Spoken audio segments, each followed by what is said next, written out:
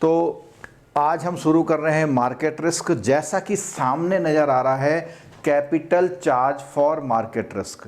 तो capital charge एक ऐसा अमाउंट है जो कि आपकी कैपिटल को पर्टिकुलर रिस्क के लिए रिजर्व कर लेता है। अगर आपकी कैपिटल इतनी है और आपका ये कैलकुलेशन में इतना आपका चार्ज आया, तो इसका मतलब इस पूरी कैपिटल में से इतनी कैपिटल तो आपने इसके लिए मेंटेन करी है। ऐसे ही दूसरे नंबर पे आता है हमारा, पहले नंबर पे क्रेडिट रिस्क है, दूसरे मार्केट पे, और तीसरे पे कौन सा, ऑपरेशन रिस्क आता है। इतनी बात तो बहुत क्लियर होगी आपको, ठीक है। तो यहां अब हम स्टडी कर रहे हैं, कल तक हमने क्रेडिट रिस्क का बहुत बड़ा पोर्शन पूरा कर दिया था। अब हम आ रहे हैं किसमें, मार्केट रिस्क में। तो पहले तो मार्केट रिस्क को हमें समझना पड़ेगा। यानी देखो, लोन जो होता है, जो लोन होता है आपके डिसीजन से बहुत सारे बोरोवर्स को दिया जाता है, लेकिन इसी के कंपैरिजन में जब हम मार्केट में प्ले करते हैं तो मार्केट में हमारी जो कस्टमर्स कह लीजिए उतने संख्या में नंबर्स में नहीं होते। कुछ बड़े बड़े कॉरपोरेट होते हैं, कुछ अदर बैंक्स होते हैं, कुछ बॉन्ड्स होते हैं, कुछ डिवेंचर्स होते हैं, इस तरह के बहुत नंबर में प्लेयर्स बहुत ज़्यादा नहीं होते हैं, ठीक है। और ये जो मार्केट है, मार्केट का मतलब है ऐसे जो इंस्ट्रूमेंट्स हैं, ऐसे इंस्ट्रूमेंट जिसको आप एक तरह से लोन एडवांसेस की तरह ना दे करके कहीं पर लगा रहे हैं। यहां तक कि फॉरेक्स का बिजनेस भी मार्केट रिस्क में कवर होता है। फॉरेक्स के बिजनेस के साथ आपने जो भी इन्वेस्टमेंट किए हुए हैं, उन इन्वेस्टमेंट का ड्यूरेशन के टाइम से, रेट ऑफ इंटरेस्ट के टाइम से उसमें कुछ ना कुछ मार्केट रिस्क होता है, और उस मार्केट रिस्क को क्वांटिफाई करना पड़ता है। और पूरी कैलकुलेशन के बाद हम निकालते हैं कैपिटल चार्ज निकालते हैं, और कैपिटल चार्ज से RWA निकालने का तरीका हमने लास्ट क्लास में कवर किया था। कैपिटल चार्ज को अगर हम 0.09 से डिवाइड करते हैं, बेसल के अकॉर्डिंग 0.08 से डिवाइड करते हैं, तो हमारा निकलता है मार्केट रिस्क का RWA। क्या निकलता है, मार्केट रिस्क का RWA। ठीक हो गया, इतना क्लियर है। आगे बढ़े, थोड़ा सा थ्योरेटिकल एस्पेक्ट लेके चलते हैं। अब जरा थ्योरेटिकल एस्पेक्ट में अगर बात करें तो कैपिटल चार्ज में इंट्रोडक्शन में थोड़ा सा दिया हुआ, जो मैंने बातें बोली थी उसको बोला हुआ। देखो, theoretical market risk is defined as the risk of losses in on balance sheet and off balance sheet positions. यहां एक वर्ड आ गया, पोजीशंस। ये पोजीशंस बहुत ध्यान रखिएगा। Arising from movement in market price, देखो मार्केट के प्राइस से। फिर the market risk position subject to capital charge requirement are the risk pertaining to interest rate, related instruments and equities in the trading book and foreign exchange risk। तीन बातें आ गई। ऐसे सारे instrument जो आपके इंटरेस्ट रेट को beer करते हैं, ऐसे instrument other than loans and advances. उसके बाद दूसरा बोलता है इक्विटीज, यानी अच्छा हमेशा ध्यान रखना कि इक्विटी का जब भी बात आता तो इक्विटी को ट्रेडिंग बुक में करते हैं। आगे थ्योरी में बहुत बार ये बात लिखी हुई है। इक्विटी को ट्रेडिंग बुक, यानी जो ट्रेड करने की आइटम्स होते हैं उनकी बात हो रही है, ठीक है। अच्छा, उसके बाद वो बोलता है तीसरा पॉइंट है फॉरेन एक्सचेंज। तो मैंने आपको बहुत क्लियर कर दिया है, और इसका एक उदाहरण देता हूं मैं आपको। मार्केट रिस्क का जो एक न्यूमेरिकल है बेस्ड ऑन पोजीशन, अगर हम इन्हीं पेजेस में आगे जाते हैं तो आप ये देखिए, ये एक पिक्चर है, ये देखिए, ये पिक्चर है आपका पेज नंबर 240 पर। अगर ये क्वेश्चन आ गया तो समझ लीजिए आपकी क्लास का 5 मार्क्स पूरा होने वाला है, ठीक है। क्या क्वेश्चन है, क्वेश्चन को अभी जो मैंने समझाया था उससे समझने की कोशिश करते हैं। उल्टा चल रहा हूं मैं, टारगेट पहले बता रहा हूं क्या सीखना है। क्या सीखना है, तीन बातें सीखनी है कि रिस्क कैटेगरी कौन सी है। पहली इंटरेस्ट रेट। इंटरेस्ट रेट कहां होता है, जब आप ऐसे इंस्ट्रूमेंट में इन्वेस्टमेंट करते हैं जहां पर इंटरेस्ट रेट की बात होती है। दूसरा बोलता है इक्विटी। इक्विटी की अभी हमने बात करी, इक्विटी का मतलब जो शेयर मार्केट में इक्विटी में पैसा लगा रखा उसकी बात करते हैं। तीसरी करते हैं फॉरेन एक्सचेंज एंड गोल्ड। अब मुझे बताएगा गोल्ड क्यों आ गया यहां पे, कोई मुझे ये बताइए गोल्ड क्यों आ गया।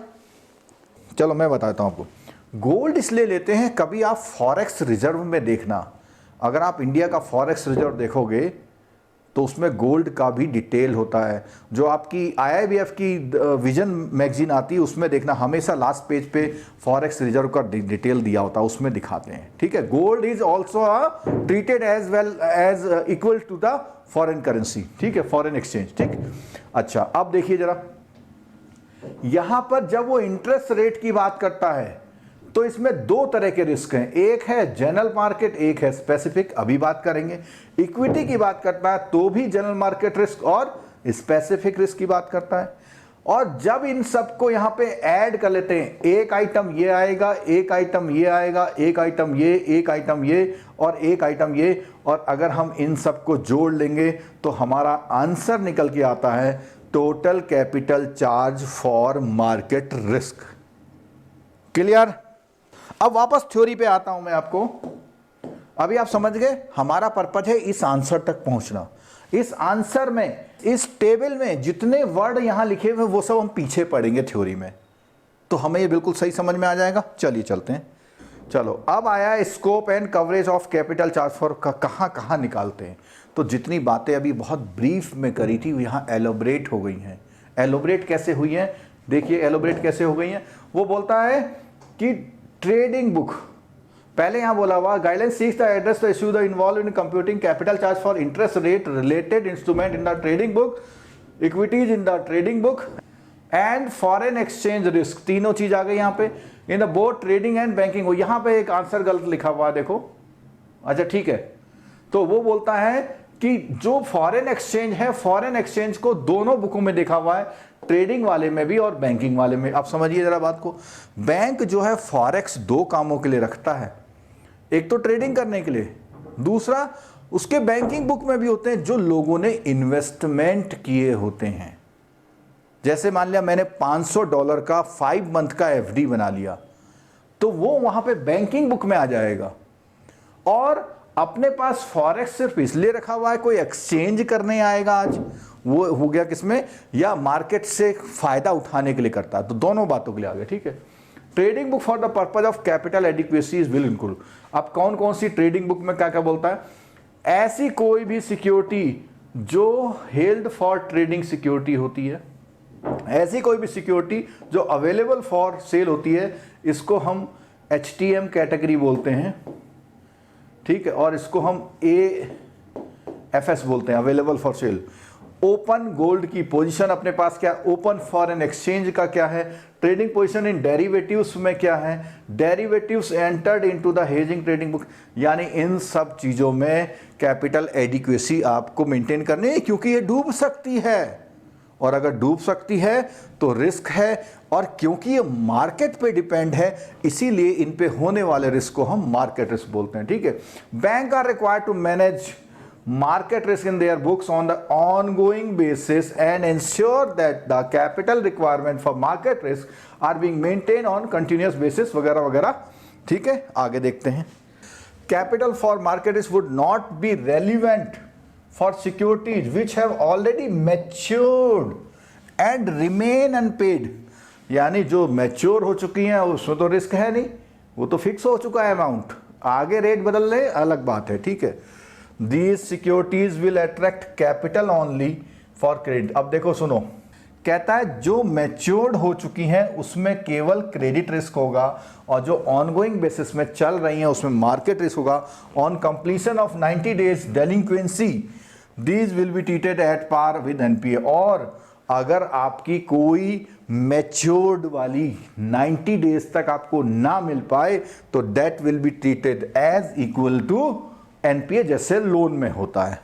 मेजरमेंट ऑफ कैपिटल, अब कैसे, पहला पॉइंट आ गया इंटरेस्ट रेट के लिए, इंटरेस्ट रेट रिस्क के लिए कैपिटल चार्ज निकालना। क्या बोलता है, इंटरेस्ट रिलेटेड जितने भी इंस्ट्रूमेंट होते हैं वो क्या है, apply to current market value of these items in banks trading book. ठीक है, Since banks are required to maintain capital market ongoing basis, ongoing basis का मतलब हमेशा मेंटेन करने वाली चीज है। ठीक है, आपके सामने रहा एक नंबर का क्वेश्चन ये, और वो जो रिस्क होता है वो रिस्क कितने तरह का होता है। कहता है जो मिनिमम कैपिटल रिक्वायरमेंट होती है वो 2 सेपरेटली कैलकुलेटेड चार्ज होते हैं, यानी उनके लिए चार्ज 2 तरह से निकाला जाता है। क्या आपको ये 2 शब्द याद आए? अभी हमने टेबल दिखाई थी, उस टेबल में इंटरेस्ट रेट के बारे में 2 शब्द लिखे थे, इक्विटी के बारे में भी 2 शब्द लिखे थे। इसको समझ लीजिए, हो सकता है थ्योरी का 1 नंबर दे जाए आपको। यहां बोलता है स्पेसिफिक रिस्क। जैसे मान लिया पर्टिकुलर कोई इंस्ट्रूमेंट आपका बाजार में बदनाम हो गया। मान लिया हमने बोला कि BHEL का बॉन्ड है, कोई BHEL PSU है, उसका एक बॉन्ड है, उसका पेमेंट नहीं आ रहा। सहारा का कोई बॉन्ड है, उसका पेमेंट नहीं आ रहा। कोई कॉर्पोरेट बॉन्ड है, उसका पेमेंट पर्टिकुलर, तो उसको बोलते हैं हम स्पेसिफिक रिस्क। और जनरल मार्केट रिस्क क्या है? भैया किसी का भी इंस्ट्रूमेंट है, सबकी हालत खराब हो रही है, किसी का भी इंस्ट्रूमेंट है, सबकी हालत अगर खराब है तो उसको हम बोलेंगे जनरल मार्केट रिस्क। और अगर कोई वो होगा तो यहां बोलता है specific each security which is designed to protect against an adverse movement in the price of an individual security owing the factor related to the individual issuer both for short position और long position. बात समझ में आ गई? चाहे वो short position, अभी short और long सब समझ में आएगा धीरे धीरे, ठीक है। हिंट ये है कि किसी पर्टिकुलर ड्यूरेशन में आपके पास कितने पैसे आने हैं और आपसे कितने जाने हैं, ठीक है। चलो, और ये बोल रहा है शॉर्ट पोजीशन। यहां एक बात बोलिए, ये क्वेश्चन आ सकता है आपके एग्जाम में। Short position is not allowed in India accept in derivative and central government, यानी कि इंडिया में शॉर्ट पोजीशन अलाउड नहीं है। शॉर्ट पोजीशन समझते हैं?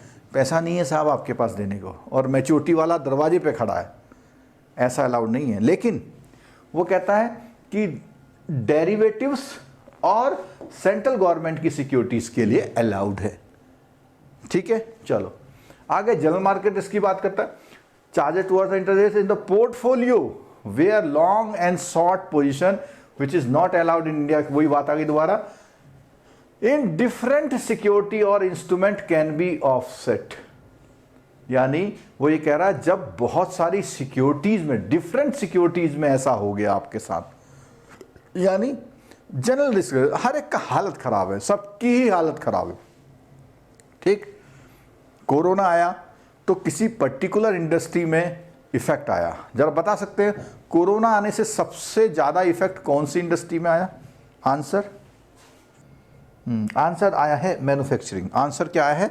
मैन्युफैक्चरिंग में। बिल्कुल मैन्युफैक्चरिंग में इसलिए आया, एक तो लेबर का प्रॉब्लम आया, दूसरा सेल्स कम हो गई, ठीक है। और सबसे अच्छा ये तो आया, अगर हम कहेंगे सिर्फ मैन्युफैक्चर में आया तो हम बोलेंगे स्पेसिफिक रिस्क हो गया, ठीक है। लेकिन कोरोना का इफेक्ट कई सारी इंडस्ट्री में आया तो हम बोलेंगे जनरल मार्केट रिस्क है, ठीक है। इतना बात समझ में आ गया? आगे बढ़े। चलो अब आगे क्या बोलता है। बेसल कमेटी है suggested 2 broad methods for computing. अब उसने 2 मेथड बताए हैं, कौन कौन से उसने बोला? एक तो बताया one is standardise method and the other is internal risk management model method. कितने मेथड हैं भैया? 2 मेथड। 1 नंबर का क्वेश्चन आपका ये आ सकता है, ठीक है, मार्केट रिस्क निकालने के, ठीक है। और the bank of India the nascent stage the developing internal, तो वो कह रहे हैं उनके इंडियन बैंक के पास अभी ये वाला मॉडल नहीं है, इसलिए वो इंडिया में कौन सा स्टैंडर्ड है। 1 नंबर का क्वेश्चन बताया जा रहा हूं मैं, बार बार पूछा जाएगा इंडिया में मार्केट रिस्क किस किस से निकाला था, तो आप बोलोगे किससे? स्टैंडर्डाइज अप्रोच से निकाला, ठीक है। Under the standardise method there are 2 principal method measuring market risk. कौन सा है? एक है मैच्योरिटी मेथड और दूसरा है ड्यूरेशन मेथड। एक मैच्योरिटी मेथड है और ये ड्यूरेशन। क्या मुझे वो पेज भी दिखाना पड़ेगा आपको? दिखा देते हैं। चलो, जो लोग आज पहली बार क्लास में आ रहे हैं उनको ऐसा हवा हवा ना लगे कोई चीज़, तो उनको मैं दिखा देता हूँ। 222 पेज पे था शायद, कहीं पे देख लीजिए। क्या जो हम थ्योरी पढ़ रहे रेलिवेंट है? उसने बताया भैया मार्केट रिस्क में निकालने के 3 मेथड हैं, जिसमें से 2 मेथड कौन से स्टैंडर्डाइज हैं, एक मैच्योरिटी मेथड है, एक ड्यूरेशन मेथड है, और दूसरा क्या है इंटरनल मॉडल। इंडिया में अभी इस तरह की अपनी हैसियत नहीं हुई है, इसलिए इसकी बात नहीं करें। इंडिया में कह रहे हैं इन 2 मेथडों से निकाला जाता है। ठीक है, क्लियर हो गई बात? चलो आगे बढ़ो। फिर तो यहां बोलते हैं कि स्टैंडर्डाइज मेथड से इंडिया में काम चलाया जा रहा है। ठीक है, और यहां पे एक बात देखना, बोलता है accordingly the bank are required to measure the general market risk charge by calculating the price sensitivity, यानी modified duration method of each position separately. Position का मतलब लॉन्ग पोजीशन और शॉर्ट पोजीशन, लॉन्ग पोजीशन और short position. ठीक है, आगे बोलता है थोड़ा सा थ्योरी में और बढ़ते हैं हम लोग आगे। जनरल मार्केट रिस्क को यहां डिफाइन करा, 2 तरह के रिस्क हैं, स्पेसिफिक और जनरल मार्केट रिस्क हैं। तो यहां पे जनरल मार्केट रिस्क को डिफाइन किया जा रहा है। देखो क्या डिफाइन करते हैं यहां पे, the capital requirement for general market risk are design to capture the risk of loss arising from changes in market interest rate. Market, asset नहीं, मार्केट, सिक्योरिटी नहीं, मार्केट, यानी एज ए होल।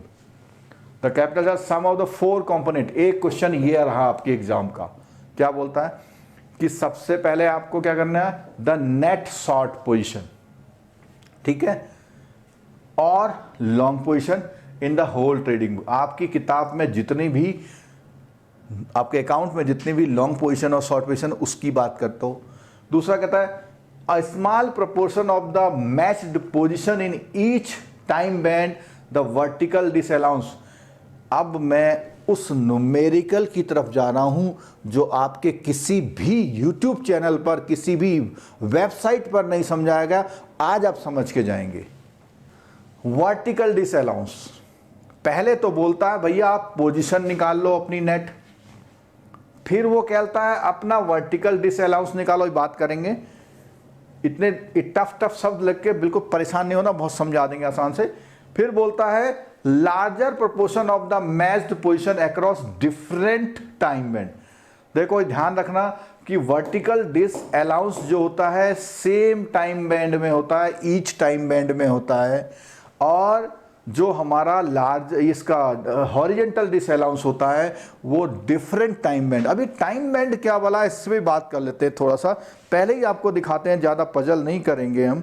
आपके page number 238 पर अगर आप आ जाएं तो आपको यहाँ कुछ दिखाई दे रहा है, केवल यहाँ पर इंडिकेटिव है, ठीक है। तो यहाँ पे क्या है, देखो ये एक क्वेश्चन ये आ सकता है कितने टाइम बैंड हैं आपके, यानी आप जो इन्वेस्टमेंट करते हैं उसके एक सर्टेन टाइम बैंड है। यानी एक रेंज आपकी कौन सी है, 1 मंथ और लेस, 1 to 3, 3 to 6, 6 to 12 और 1 to 1.9। 1 to 1.9 का मतलब 2 से थोड़ा कम, ठीक है। फिर यहां पर आ गया 1.9 से 2.8, 2.8 से 3.6, और अगला ये कितने हो गए जरा देखिए, ये क्वेश्चन आ सकता है कितने टाइम बैंड होते हैं, 1 2 3 4 5 6 7 8 9 10 11 12 13 14 15। कितने टाइम बैंड है, 15 टाइम बैंड। आप देखिए जब आप अपनी बैलेंस शीट देखते हैं वहां पर क्या होता है, आपने डिफरेंट टेन्योर के फंडिंग करी होती है, यानी लायबिलिटी और एसेट। तो आपने क्या करा हुआ है, मान लिया 3 साल के लिए है, 5 साल के लिए है, 8 साल के लिए है, 10 साल के लिए है, ठीक है। और ये जो है आपका 50 आना है, 100 आना है, 200 आना है और 100 आना है। ऐसे ही आपका जाने वाला है पैसा, यहाँ पे 25 है, यहाँ पे 200 है, ठीक है। ये तो क्या है आने वाला, और ये कहाँ है जाने वाला, बैंक में एसेट लायबिलिटी मैनेजमेंट की बात कर रहे हैं, ठीक है। और यहाँ पे 100 है और यहाँ पे 100 है। तो आप देखेंगे कि यहाँ तो भैया पोजीशन 0 है, सही है, ओके है। यहाँ पे पोजीशन जो है आने वाला, यहाँ समझ लेना जो लॉन्ग और शॉर्ट समझ रहे थे कि जब आपके पास 8 साल के अंदर 8वें साल में 8th ईयर में 200 करोड़ आने वाला है, 100 करोड़ जाने वाला है, यानी आने वाला ज़्यादा है आपके पास, ऐसे ही इधर देखेंगे तो यहाँ पे आने वाला 100 है और ये 200 है, इसको बोलेंगे शॉर्ट पोजीशन। क्या बोलेंगे? Short position. और इसको बोलेंगे लॉन्ग। तो यहाँ मैंने आपको लॉन्ग पोजीशन और शॉर्ट पोजीशन क्लियर कर दिया, आपको यहाँ पर लॉन्ग पोजीशन और शॉर्ट पोजीशन क्लियर कर दी।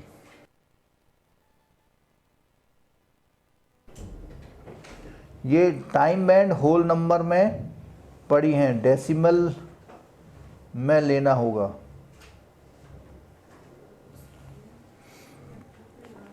ये इनका कहने का मतलब है, यहां पर सुनिए, ये कहने का मतलब 1.9 का मतलब क्या है? 1 साल 9 महीना, 2 साल 8 महीना। ठीक है, ये पॉइंट का मतलब है उतने ईयर और मंथ है। ठीक है, क्योंकि आप कभी भी जब एफडी बनाने का कोई आपके पास आता है कि 10.75 मंथ की बना दो, वो बोलेगा कि ये जो पॉइंट्स में नहीं बोल के वो मंथ में बोलता है। ठीक है, चलो ठीक है। हाँ, एक क्वेश्चन आया इक्वल होगा तो क्या कहेंगे? स्टैटिस्टिक्स के अकॉर्डिंग कि ये जो 1.9 है, ये वाली चीज 1.9 से छोटी रहेगी, ये 1.9 इक्वल और ग्रेटर पे आएगी, यानी एग्जैक्ट 1.9 होगा तो इसको लेंगे। क्लियर हो गई बात? चलो, अब इसमें क्या बोला? हॉरिजॉन्टल और हॉरिजॉन्टल एंड वर्टिकल डिसअलाउंस समझना है कि जैसे मैंने यहां पे एग्जांपल लिया तो यहां पर ये बिल्कुल एग्जैक्ट 5 ईयर की ये है और 5 की है, तो ये सारे वर्टिकल डिसअलाउंस है। ये सारे एग्जांपल क्या है? वर्टिकल है, क्योंकि मैंने बिल्कुल 5 ही लिखा हुआ दोनों के। अब मैं यहां लिखता हूं 50 और यहां पे -20 लिखता हूं और यहां लिखता हूं -40। अब आप देखिए जरा, ये जो 50 है और ये जो 20 है, ये दोनों वर्टिकल नहीं है। जैसे ही ये एक से दूसरे का एडजस्टमेंट हो जाए, जैसे ही एक से दूसरे का एडजस्टमेंट हो जाए तो वो हॉरिजॉन्टल है, और अगर सेम हो जाए तो वर्टिकल है। अब ये क्वेश्चन करेंगे उसमें आपको समझ में आ जाएगा, एक क्वेश्चन करेंगे उसको समझ में आ जाएगा। ठीक है, चलो आगे बढ़ें। तो ये जोन है हमारे, और जोन 1 में यहां से यहां तक आता है, जोन 2 में यहां से यहां तक है, यानी इनके रिस्क के अकॉर्डिंग इनको 3 जोन में डिवाइड किया हुआ है। ठीक है, अब देखिएगा, ये टेबल किसकी है? हॉरिजॉन्टल की। वर्टिकल की क्यों नहीं दी गई? क्योंकि वर्टिकल में फिक्स है 5%, वर्टिकल में 5% फिक्स है, इसलिए वर्टिकल की नहीं दी है। हॉरिजॉन्टल की टेबल इसलिए दी है क्योंकि हॉरिजॉन्टल में हर जोन और सेम में फर्क है। जैसे विद इन जोन, अगर आप इसके अमाउंट से इसको एडजस्ट कर रहे हैं, जैसे मैं यहां पे लिखता हूं, क्या लिखता हूं यहां पे 50 और यहां लिखता हूं -60, तो नेट पोजीशन क्या आएगी? जिसको हम बोलेंगे शॉर्ट। लेकिन ये क्या है? विद इन जोन ट्रीटमेंट है।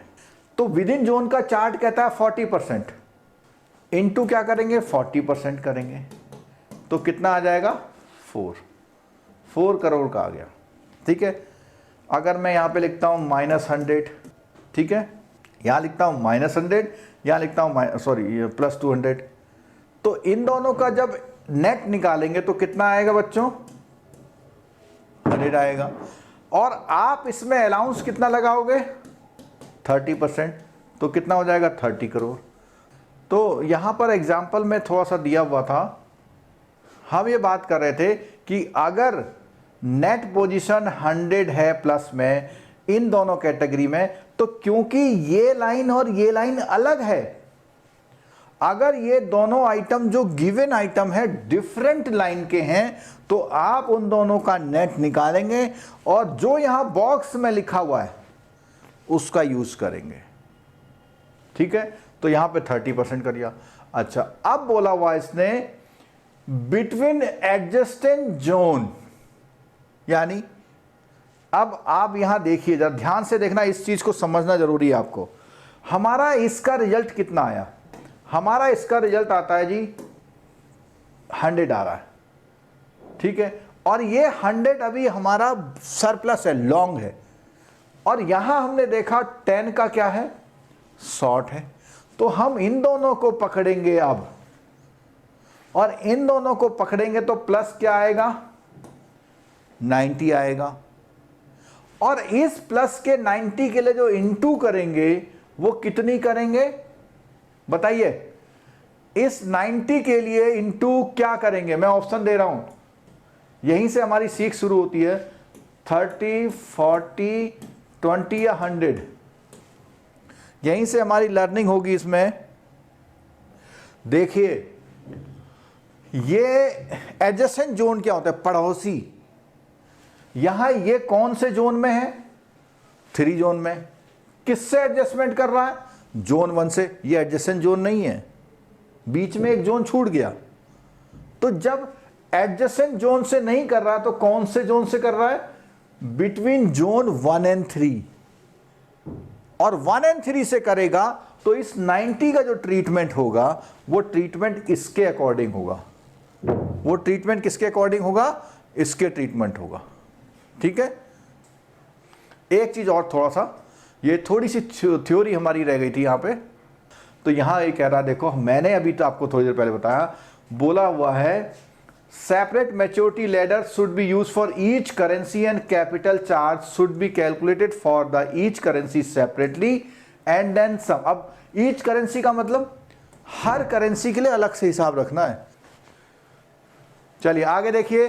तो इसने बोला, पहली बात बोली कि सेपरेट मैच्योरिटी, यानी हर मैच्योरिटी के लिए अलग से एडजस्टमेंट करेंगे आप, हर करेंसी के लिए अलग से करेंगे, and then summed with the no offsetting between position of opposite sign.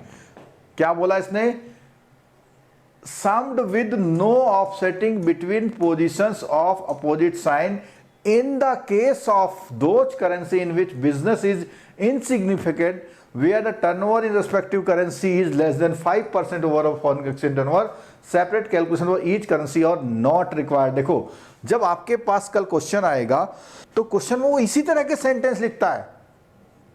तो कहता है अगर कोई 5% से कम की अमाउंट है उसे छोड़ दो, कहता है उसके लिए परेशान मत हो, कहता है। ठीक है, कब, आपके पूरे फॉरेन एक्सचेंज के टर्नओवर का। ठीक है, separate calculation for each currency. हाँ, बोला द बैंक में instead of slot with each appropriate time band, net long और short position for each currency. However these individual net position are to be summed within each time band. हर time band को आप sum करेंगे irrespective of whether they are long या short to produce gross position. अभी मैंने example में आपको gross ही तो बताया था, क्या बताया था, -10 + 20, तो उसका एडजस्टमेंट किया था। The gross position in each time band will be subject to the assume change in the yield table 2 etcetera. ठीक है, फिर क्या बोलता है, under the standardised approach method the mechanics are as. Follow क्या बोलता है, पहले first calculate the price sensitivity modified duration of each instrument. हर इंस्ट्रूमेंट की प्राइस सेंसिटिविटी करो। Next apply the assume change in yield to the modified duration in each, तो of each instrument between 0.6 to 1 percentage point depending on the maturity of the।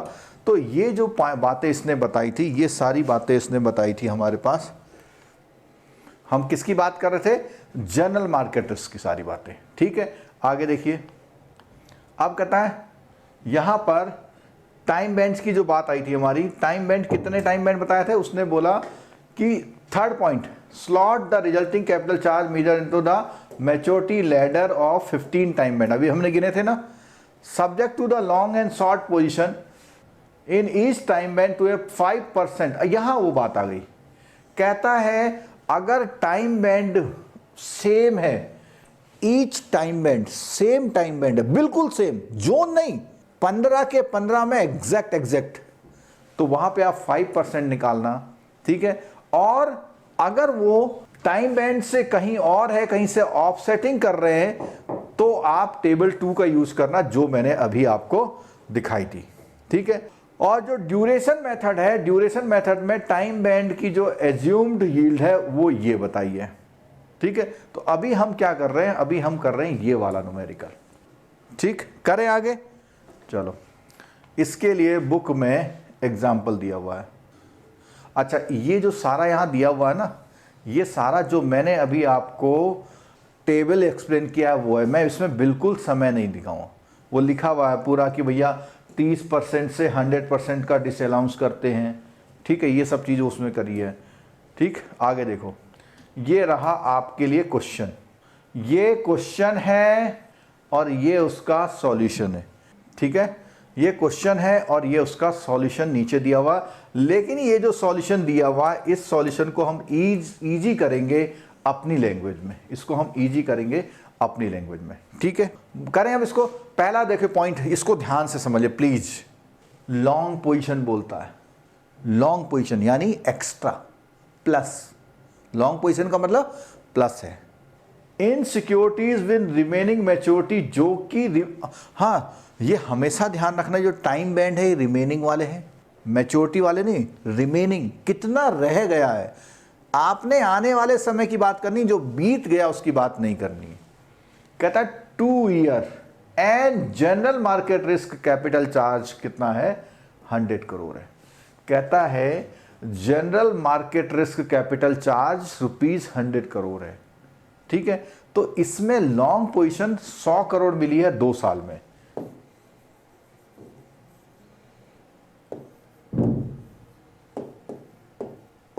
ठीक है, दूसरा क्या बोलता है, लॉन्ग पोजीशन मिली है 5 साल में 450 crore.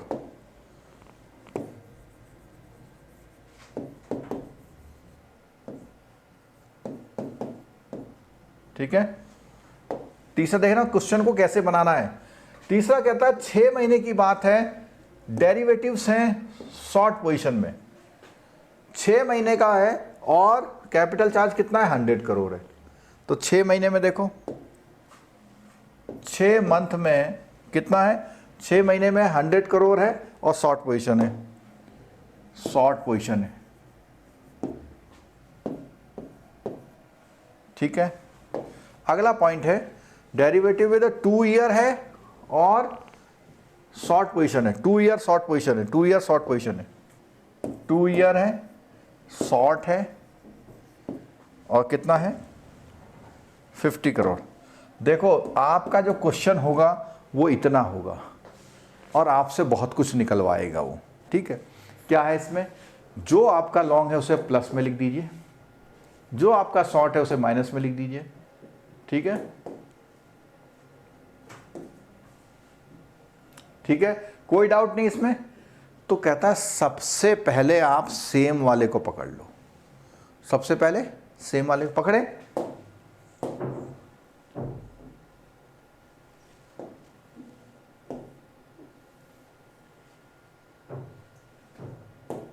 $100 minus 50 is equal to क्या हो गया, 50। ठीक है, और आपने इन दोनों की मदद से कितना एडजस्टमेंट करा, इतने का करा। तो आप यहां लिखें 50 इंटू 5% इज इक्वल टू 2.5, जो कि वर्टिकल डिसअलाउंस है। जरा समझने की कोशिश करिए प्लीज। सबसे पहले आप सेम टाइम बैंड को उठा लीजिए। सेम टाइम बैंड हमारे पास 2 आइटम में है, उनकी नेट पोजीशन निकालिए। 100 ये प्लस है, ये माइनस है, ये हमने नेट पोजीशन निकाल ली। अभी हमारे पास पोजीशन बचती है +50। क्या बचती है, +50, +50 बचती है। ये जो +50 है इसको कैरी ऑन करना है आपने। कहां करना है, कैरी ऑन। आपका हिसाब नहीं हुआ पूरा, आपने, आपके पास कितने 100 रुपये जेब में थे, आपके घर में ही किसी को 50 रुपए देने थे, आपके पास 100 रुपये थे, आपके घर में 50 रुपए किसी को देने थे। तो इसका मतलब ओवरऑल घर में क्या नेट पोजीशन है। उसने कहा नहीं ठीक है, 50 रुपए उससे ले लिए, लेकिन अभी भी 50 रुपए एक्स्ट्रा हैं, 50 रुपए अभी भी एक्स्ट्रा है। एडजस्टमेंट कर दिया, वर्टिकल अलाउंस सेम घर में। ठीक है, अब क्या हुआ, कि आपके पास ना प्लस होना चाहिए ना माइनस होना चाहिए, क्योंकि आपके पास प्लस है तो भी नुकसान है, माइनस है तो भी नुकसान है, उसको एडजस्ट करो। तो आप अपने 50 रुपए लेकर के पड़ोसी के वहां जाएंगे, नियर जोन में जाएंगे, उससे कहेंगे भैया मेरे पास 50 रुपए, सा कुछ तो करो वरना घर में पड़े रह जाएंगे। तो आप घूमते हुए गए पड़ोसी के पास, आपका 2 साल का पड़ोसी कौन निकला? 6 मंथ वाला। आप इस पड़ोसी के पास गए और अपना क्या लेके गए? 50 लेके गए। यहां पे क्या था? -100 था, इज इक्वल टू पोजीशन क्या आई? -50। देखो जो ये पोजीशन होती है कैरी ऑन होती है, लेकिन एडजस्टमेंट कितने का मिला आपको? आपको यहां मिला 50 का एडजस्टमेंट, 50 का मिला इनटू ये जो 2 साल और 6 महीने, 2 साल और 6 महीने, देखते हैं जरा कहां है, देखिए 2 साल और 6 महीने कहां है? 2 साल 2 ईयर यहां है। तो ये आपस में 2 अलग अलग कैटेगरी के लोग हैं।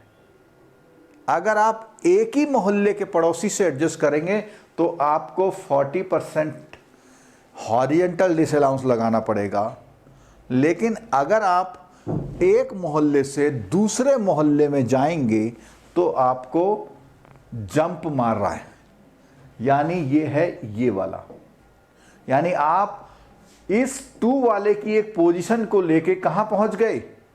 जोन 1 में। अगर आपने जोन पार कर लिया तो आप इस वाले को रहेंगे 40% करेंगे, ठीक है, इनटू 40%, तो कितना हो जाएगा? 20 हो जाएगा, ठीक है। अब हमारे पास नेट पोजीशन क्या हो? देखो हर बार आप क्या करेंगे? कैरी ऑन करते जाएंगे। पहली बार में ये पोजीशन आई थी, अब आई ये पोजीशन, और किस किस का काम पूरा हो गया? इससे भी हमने बात कर ली, इससे भी बात कर ली, इससे भी बात कर ली, और इससे भी बात कर ली, लेकिन अभी भी हमारे पास -50 है। इसको लेके फिर जाएंगे, कहां जाएंगे? एक ही आदमी बचा हुआ है, कहां रहता है वो? 5 साल वाले में। कहां रहता है? 5 साल वाले में। 5 साल कहां है? यहां रहता है, ठीक है। तो जब आपने एडजस्टमेंट कर लिया और अब आप गए दूसरे जोन में, ठीक है, तो 5 साल वाले में जब आप गए, यहां से एडजस्टमेंट करने के बाद आप 2 साल से गए 6 वाले में, और 6 वाले से वापस आ रहे। पहले आपने रास्ता चुना कौन सा वाला? ये वाला। आपने यहीं पे अंदर अंदर एडजस्टमेंट करी। पहली एडजस्टमेंट आपने कहां करी? पहले आपने एडजस्टमेंट इससे और इससे करी, फिर आप इस पैसे को लेके गए, इस घर में गए, अभी भी आपका एडजस्टमेंट नहीं हुआ, अब आप इधर से इधर आ रहे हैं। तो आप देखें कहां से जा रहे हैं? जोन 1 से अब कहां जा रहे हैं? 3 में। तो कौन सा होगा? बिटवीन 1 और 3, 100%। कितना होगा? 100%। तो यहां पे क्या हो जाएगा? -50 को आप लेके गए यहां, तो -50 plus 450 is equal two plus 400, ठीक है। एडजस्टमेंट आपका कितने का हो पाया? 50 का, इनटू 100% इज इक्वल टू 50, ठीक है। कितने का एडजस्टमेंट नहीं हो पाया? 400 का, 400, यानी जो पोजीशन है आपकी वो पोजीशन 400 है, और ये आपका वर्टिकल डिसअलाउंस है, और जो मैं येलो से लिख रहा हूं वो हॉरिजॉन्टल डिसअलाउंस है, और आपकी ये पोजीशन है। अगर मैं कुल मिला के देखता हूं तो जो आपका पूरा मिलाएंगे तो पूरा कितना हो जाता? 400। तो ये आपका नहीं मिल पाया अभी तक, और जो आपने ये मिलाया था उसका 50 20 यानी 72, यानी 472.5। ये जो एक्सरसाइज है आपकी, ये एक्सरसाइज आपकी यूज होगी उस टेबल पे जो मैंने अभी पहले दिखाई थी। यहां पर देखते हैं जरा,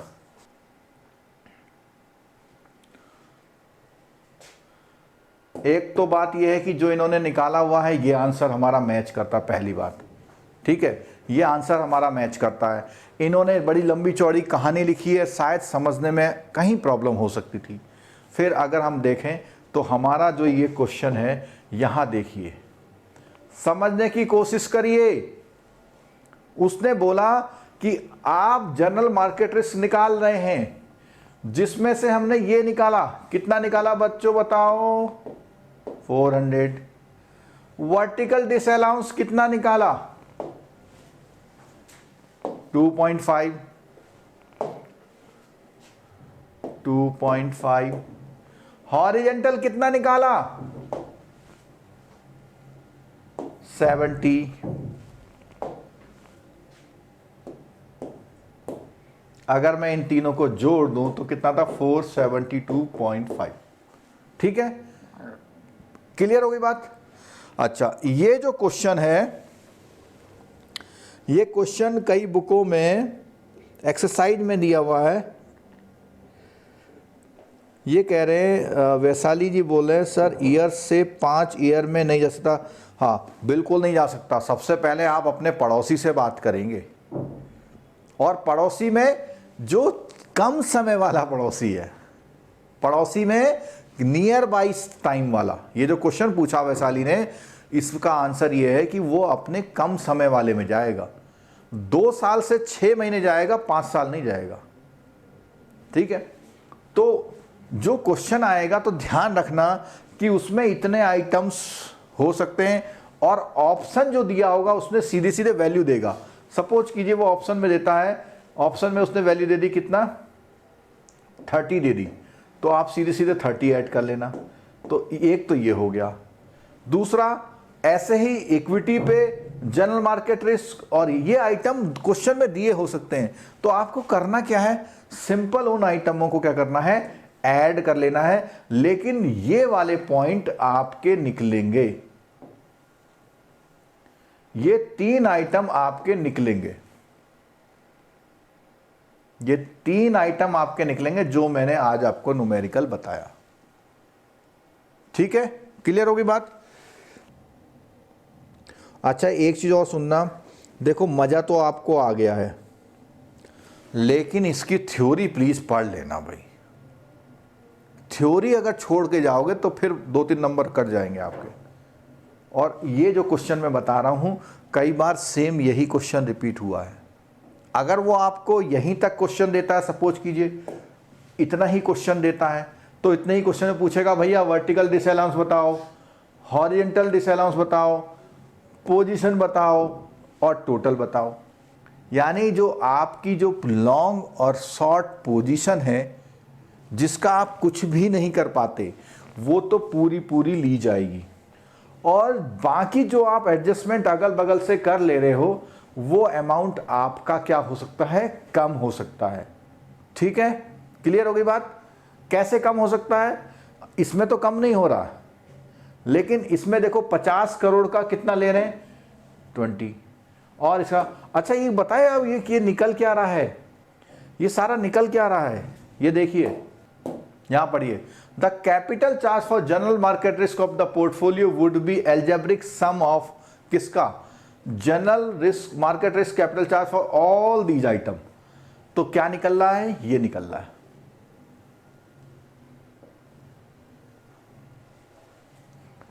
ठीक है, जो वो अलग अलग से 4 आइटम थे, उन चारों आइटम को एडजस्टमेंट करने के बाद अब आपका कैपिटल चार्ज जो निकल रहा है वो 472 करोड़ निकल रहा है।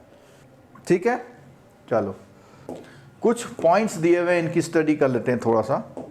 थ्योरी की जब बात कर रहा था मैं, इसको हम लोग कोशिश करते हैं कवर करने की। नोट दिए हुए इसमें, नोट दिया हुआ, क्या दिया हुआ, in case of security held under available for sales category, capital charge for market risk computed by adding capital charge for specific risks and capital charge for market risk is compared with the capital required treating as a banking book exposure. Higher of these two is taken as capital charge for higher of these two.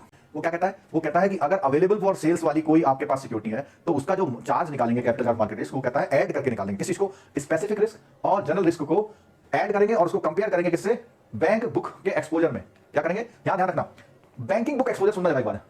Banking book exposure से मतलब यह है कि आपके जो आपने वो loan दिया हुआ है वो किस रेटिंग का है, या सॉरी जो इन्वेस्टमेंट किया हुआ किस रेटिंग का है, उसका अलग से निकालेंगे और ऐसे निकालेंगे, इन दोनों में से जो भी ज्यादा होगा वो लेंगे, कहता है। अगला पॉइंट है इन केस ऑफ शेयर्स, ये तो सिक्योरिटी के बारे में बोला, शेयर के बारे में बोला हुआ है। Capital charge specifically 9% of the market value and capital charge for general market is also 9% of the value, hence the capital charge for market is share is taken at 18% of market value. अब देखो अगर आपका अभी जो हम यहां पे question कर रहे थे, देखना जरा, यहां बोला ना, वो कहता है इक्विटी पे निकालो, कह रहा है इक्विटी पे निकालने को, तो जो कहता है इक्विटी पे निकालना, वो कहता है कि 9% इस पे निकाल दो और 9% उस पे निकाल दो, टोटल कितना निकाल दो 18%। देखो इस लाइन को दोबारा पढ़ लो आप, वो कहता है अगर शेयर है तो कैपिटल चार्ज स्पेसिफिक रिस्क कितना 9% और जनरल रिस्क कितना 9%, किसके लिए, market value of the shares. अब ये क्वेश्चन कैसे दिएगा पता है, ये क्वेश्चन इस तरह से देगा, देखो ऐसे कहेगा कि भैया जो इक्विटी है वो इक्विटी है आपके पास 200 करोड़ की, कहेगा उसने 200 करोड़ की इक्विटी में इन्वेस्टमेंट कर रखी है, तो आप क्या करेंगे, इसका कितना लेंगे, इसकी मार्केट वैल्यू निकाल ली, मान लिया 200 ही है या 100 है, अगर मैं कहूं इसकी मार्केट वैल्यू कितनी निकली 100 निकली, भाई शेयर में लगा रखा पैसा कम भी तो हो सकते हैं मार्केट वैल्यू, इसका क्या करेंगे आप 18% निकालेंगे, तो कितना ले लेंगे इसको,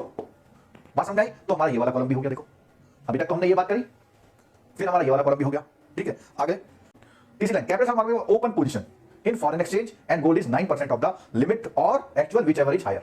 तो अगर फॉरेन एक्सचेंज दिया हुआ इसने, क्या फॉरेन एक्सचेंज दिया हुआ है, यहां पर आपका फॉरेन एक्सचेंज दिया हुआ है और गोल्ड दो आइटम है ना, तो इसका भी 9% लगा लो और इसका भी 9% लगा लो। अगर फॉरेन एक्सचेंज आपका 500 करोड़ का है तो 500 करोड़ का 9% कितना हो जाएगा, 45 हो जाएगा प्लस, और ये आपका मान लिया 300 करोड़ का है तो इसका हो जाएगा 27, ये भी आ जाएगा, बोलो, और बाद में आपने सबको सम कर लेना है, ठीक है। अब इससे रिलेटेड कहीं मटेरियल पढ़े तो उसको, हाँ जी SGST नहीं, ये तो बहुत आसान हो गया। और आपने बोला शालिनी जी SGST और CGST 9% है, तो एक और याद करना पड़ेगा, क्या यहाँ देखना, क्या याद करना पड़ेगा, उसका टोटल मिला के 18, ठीक। चलो अगला बोलता है capital charge for market risk for derivatives are computed after converting into positions in the relevant underlying in the same manner as respect to the security. Capital charge for market risk computed by adding capital charge for specific risk and general market risk on each position for detailed reference may be made by the RBI। Simple इसने बोला कि भैया सबको आप जोड़ लेंगे, सबको क्या करेंगे आप जोड़ लेंगे, ठीक है। टोटल कैपिटल चार्ज, तो ये कंसोलिडेट आ गया, ठीक है भैया। जो लोग इंटरेस्टेड लोग हैं वो इसको ढंग से पढ़ लेना, अगर इसमें से कोई क्वेश्चन आता है तो छोड़ के नहीं आना। यहां पर वो कहता है कि अगर आप ड्यूरेशन मेथड से निकालेंगे, किससे निकालेंगे, अगर आप ड्यूरेशन मेथड से निकालेंगे तो जैसे आपका मान लिया कोई यहाँ इस स्लॉट में आ रहा है तो आप क्या करेंगे, उसमें इतने % की रिड्यूसिंग मान लेंगे, और कोई इस उसमें आ रहा है तो ये मान लेंगे इतने % का उसमें चेंज आएगा, ठीक है। चलो मेरा ये 10 नंबर यूनिट में जो मार्केट रिस्क था वो यहां खत्म होता है।